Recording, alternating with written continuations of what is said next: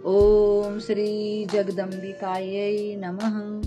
आदरणीय भक्तजनों, सादर प्रणाम। हम आज आपको श्रीमद् देवी भागवत महापुराण में से इंद्र आदि देवताओं की महिषासुर से जो युद्ध हुआ था उस कथा को सुनाएंगे। ओम ऐं ह्रीं क्लीं चामुंडायै विच्चे सर्वमंगल मंगल्ये शिवे सर्वार्थ साधिके शरण्ये त्र्यंबके गौरी नारायणी नमोस्तुते। श्री गणेशाय नमः, श्री सद्गुरुदेवाय नमः, श्री सरस्वत्यै नमः। भक्तजनों, श्री महाराज जन्मेजय को कथा सुनाते हुए श्री वेदव्यास जी कहते हैं कि ब्रह्मा, विष्णु और शंकर सहित सभी प्रधान देवता अपने अपनी वाहनों पर चढ़कर युद्ध के लिए प्रस्थान कर गए, क्योंकि जब महिषासुर ने देवलोक पर आक्रमण कर दिया, इंद्र अपने ऐरावत हाथी पर बैठकर आगे आगे चले तथा उनके अपने अपने सैनिकों के साथ देवता आगे बढ़े। इसी समय महिषासुर मदोन्मत्त होकर दानवी सेना के साथ उनके सामने आ गया। अब तो देवताओं और दानवों की सेना में भीषण युद्ध छिड़ गया। दानवराज महिषासुर ने क्रोध में भरकर बिडाल नामक पराक्रमी दानव से कहा, तुम बड़े शूरवीर हो, इंद्र को अपनी शक्ति पर बड़ा घमंड हो गया है, तुम जाकर उसे परास्त करो। असीम बलशाली बिडाल और इंद्र का भयंकर युद्ध होने लगा। जयंतक ने अपने चमकीले बाण धनुष पर चढ़ाकर उनसे बिडाल की छाती पर वार किया। बाणों के लगते ही बिडाल गिर पड़ा। इस पर उसका सारथी रथ को लेकर युद्ध भूमि से चला गया। बिडाल के समरांगण में से चले जाने पर देवसेना में विजयी दुंदुभी बजने लगी। देवताओं के मुख में से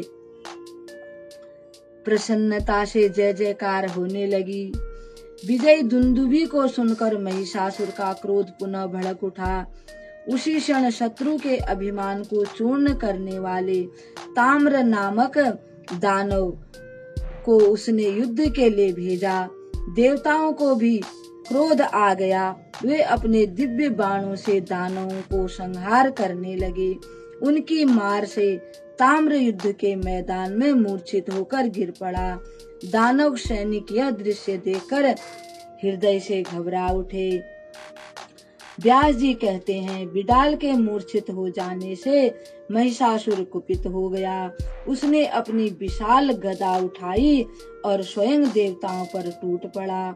उस समय शंभरासुर ने एक ऐसी माया का आविष्कार किया था जिसमें संपूर्ण संसार को नष्ट कर देने की शक्ति थी। महिषासुर ने उस माया का प्रयोग किया।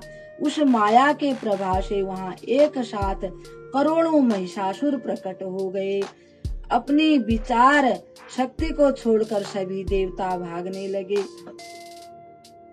आसुरी माया को देखकर भगवान विष्णु ने अपना सुदर्शन चक्र चलाया। उस सुदर्शन चक्र के प्रचंड तेज से माया की सारी रचना समाप्त हो गई। महान शक्तिशाली महिषासुर सेनाध्यक्ष चिक्षुर, उग्र वीर्य, उग्रास्य, त्रिनेत्र, अनेकों अनेकों जो उसके सैनिक थे, उन सब को युद्ध के लिए भेजने लगा।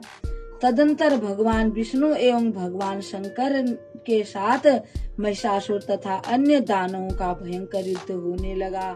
कुछ समय पश्चात ब्रह्मा, विष्णु और शंकर अपने लोकों को लौट गए। महिषासुर के पराक्रम को देखकर इंद्र के पैर उखड़ गए। वे युद्ध भूमि से भाग गए। सचीपति के भाग जाने पर वरुण, कुबेर और यमराज सभी डर गए। महिषासुर ने इंद्र के ऐरावत हाथी और कामधेनु गाय तथा उच्चैश्रवा नामक घोड़े को अपने अधिकार में कर लिया, क्योंकि उसको तो वरदान था कि वो तो एक स्त्री के हाथ से ही मारा जाएगा और नहीं तो मारा नहीं जाएगा। इसलिए देवताओं ने सोचा कि ये मरने वाला तो है नहीं, इसलिए युद्ध में डटे रहने से क्या लाभ है। इसलिए त्रिदेव भी अपने अपने स्थान को चले गए, देवता भी अपने स्थान को चले गए। अब महिषासुर ने तुरंत वहां पहुंचकर अपना अधिकार कर लिया। इस भांति पूरे 100 साल तक युद्ध करने के बाद महाअभिमानी महिषासुर इंद्र का पद प्राप्त करने में सफल हो गया।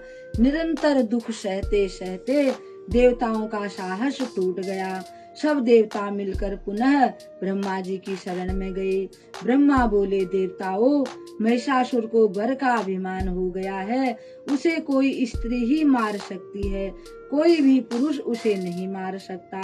हम सब भगवान शिव के नेतृत्व में वैकुंठ को चलें, जहाँ भगवान विष्णु रहते हैं। उनसे मिलकर देवताओं के कार्य हेतु हमें विचार विमर्श करना चाहिए। भक्तजनों, अब इस कथा को यहीं विराम देते हैं। कल एक और कथा के साथ आपके सामने उपस्थित होंगे। तब तक के लिए हम आपको प्रणाम करते हैं। ओम श्री जगदम्बिकायै नमः।